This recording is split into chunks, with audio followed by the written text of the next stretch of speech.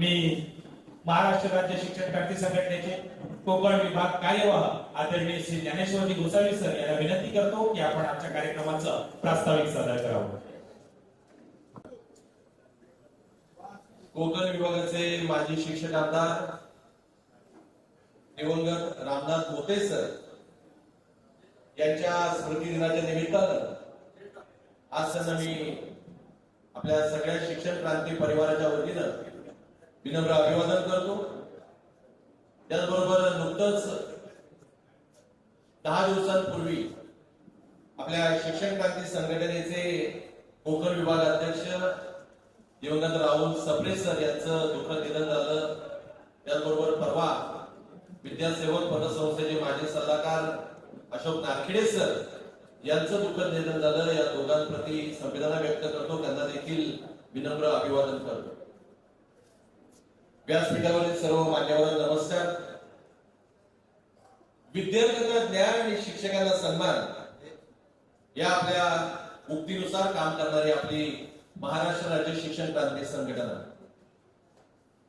मोते सरांनी 2020 साली या आपल्या संघटनेचं रोपटं लावलं.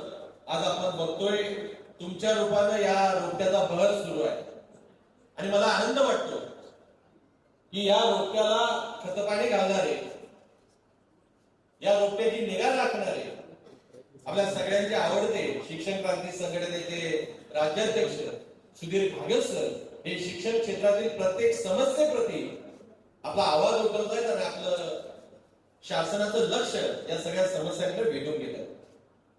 मित्रांनो, शिक्षकांचे अनेक प्रश्न आज आपल्या सगळ्यांसमोर आहेत. मग तो जुनी पेन्शन योजनेचा विषय असेल, टप्पा अनुदानाचा विषय असेल. टप्पा अनुदानाची आपल्याला प्रत्येकाला प्रतीक्षा करावी लागते. जे आमचे बांधव टप्पा अनुदानावर आहेत ते वर्षानुवर्ष या आंदोलनाची प्रतीक्षा करतायत. सातत्यानं आपल्यावर अशैक्षणिक कामांचा बोजा वाढतोय. नवीन संच मान्यतेतील जास्त गाठींमुळे आपली पदं कमी होत आहेत, शिक्षक अतिरिक्त होत आहेत. अनेक वर्षांपासून शिक्षक भरती बंद पडलेली आहे. या आणि अशा अनेक प्रश्नांची सोडवणूक शिक्षण क्रांती संघटनेच्या वतीनं आपले राज्याध्यक्ष आदरणीय सुधीर घागे सर हे सातत्यानं प्रयत्न करताना आपल्याला दिसत आहे. खरं तर आपण बघतो आज आपल्या हातामध्ये काय आहे?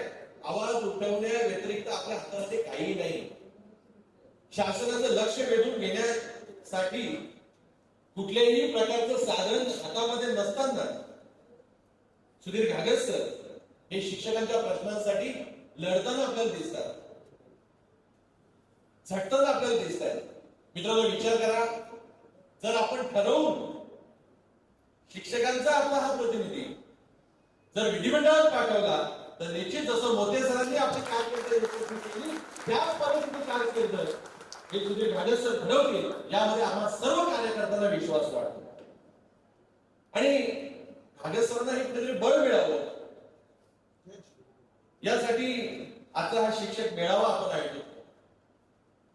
हा फक्त आपले शिक्षण क्रांती संघटनेचे कार्यकर्ते एकत्र यावे हा त्याच्या पाठीमागे उद्देश नाहीये. आपले जे प्रश्न आहेत, मग तो अशैक्षणिक कामांचा विषय असेल, जुनी पेन्शन योजनेचा विषय असेल, टप्पा अनुदानाचा विषय असेल, भरतीबंदीचा विषय असेल, या सगळ्या विषयांवर कुठेतरी चर्चा व्हावी, विचारमंथन व्हावं. शिक्षण क्षेत्रामध्ये हे सगळे प्रश्न चर्चेने जावे. संस्थाचालक असो, मुख्याध्यापक असो, शिक्षक, शिक्षकेतर या सगळ्यांनी एकत्र येऊन, कारण आज बघा तुम्ही तुमच्यामध्ये बसलेले अनेक संस्थाचालक आहेत, अनेक मुख्याध्यापक या ठिकाणी आलेले आहेत, शिक्षक आहेत, शिक्षकेतर बंधू भगिनी आहेत. हे सगळेजण एकत्र येऊन आपले एकमेकांशी परस्पर संबंध हे चांगले झाले पाहिजेत, वाढले पाहिजेत, दृढ झाले पाहिजेत. यासाठी हा आजचा मेळावा आपण आयोजित केलेला आहे.